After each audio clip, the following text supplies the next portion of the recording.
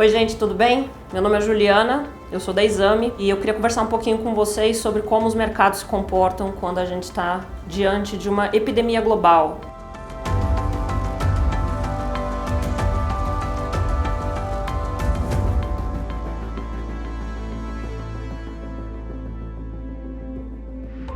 Se tem uma coisa que assusta desde sempre a humanidade, é um surto de epidemia global, sobretudo quando você acorda no dia e se depara com boa parte da população sofrendo com uma doença contagiosa, que se espalha muito rápido, sobre a qual não se tem controle nenhum e para a qual parece que não tem solução. E é verdade, né? Faz todo sentido considerando a letalidade e a falta de vacinas ou a resolução que isso vai ter mais para frente ou não, que é o momento que o mercado tem vivido em 2020. E é isso que atormentou basicamente os investidores ao redor do mundo desde o começo deste ano. Ou seja, virou o ano, as promessas se renovaram, as pessoas passaram a confiar que o Brasil teria uma expectativa de crescimento econômico, as pessoas também passaram a acreditar que talvez a gente não enfrentasse uma recessão global, mas ninguém esperava que a China fosse se tornar o epicentro do surto do coronavírus.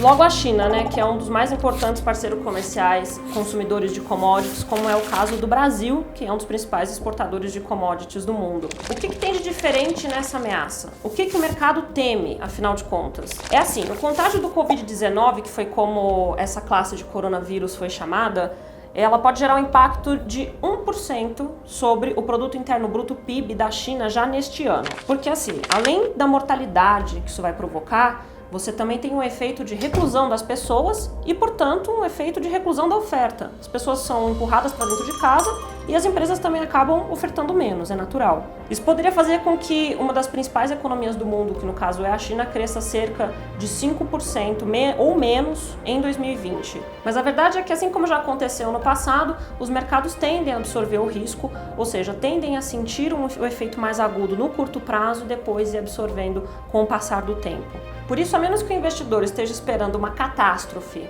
de proporções absurdas, uma extinção da humanidade ou uma morte de uma parcela muito grande da humanidade, não tem por que acreditar que o mundo acabou, pelo menos não agora. E se a gente for analisar a história da humanidade, a história nos conta os motivos por que não precisa acreditar nisso. Em 2002 e 2003, o abalo causado pelo SARS, que é uma doença contagiosa também causada pela família coronavírus, tá? Só que depois de um ano de epidemia, mais ou menos, com os riscos mapeados, com, enfim, os surtos sob controle, houve uma recuperação para todo mundo.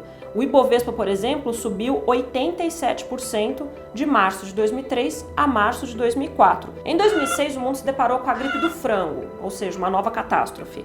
O auge do estresse para o Ibovespa foi em junho de 2006, quando a baixa atingiu 11,1% no intervalo de 12 dias. 3 meses depois, o mercado ainda estava muito tenso, mas as coisas melhoraram muito. O Ibovespa caiu 1,1% no acumulado do período, nesses 3 meses. E aí, em um ano, o índice absorveu o choque e subiu 38,5%, considerando aí o período de junho de 2006 a junho de 2007. Em 2009 foi a vez da gripe suína. O Ibovespa caiu 2% no intervalo de 4 dias, no fim de abril de 2009. E depois subiu 48,6% de abril de 2009 até abril de 2010. Tá, mas o que esses dados mostram afinal? O que eu quero provar? Que é só ficar calmo e tudo bem? Não, não é isso. A calma, ela foi sim um remédio muito eficiente contra o tombo dos mercados, no auge do estresse, do nervosismo, ainda mais com uma situação tão difícil de medir, que é o caso das epidemias globais, das doenças contagiosas que têm um efeito tão gigante e tão difícil de ser medido. Só que mais do que calma, é legal utilizar esses períodos para revisitar os investimentos. Se você é uma pessoa arrojada, quem é mais arrojado, ou seja, tem um perfil sofisticado, assume mais riscos e tudo bem tomar mais risco e assumir determinadas perdas para garantir um ganho maior no intervalo de tempo maior, pode ser um período, inclusive, de oportunidade de compra, das boas ações, claro, e dos bons fundos. Mas quem é mais conservador, no caso, pode preferir ficar quieto e esperar a poeira baixar. Ah, e lavar as mãos também, parece uma dica bastante importante.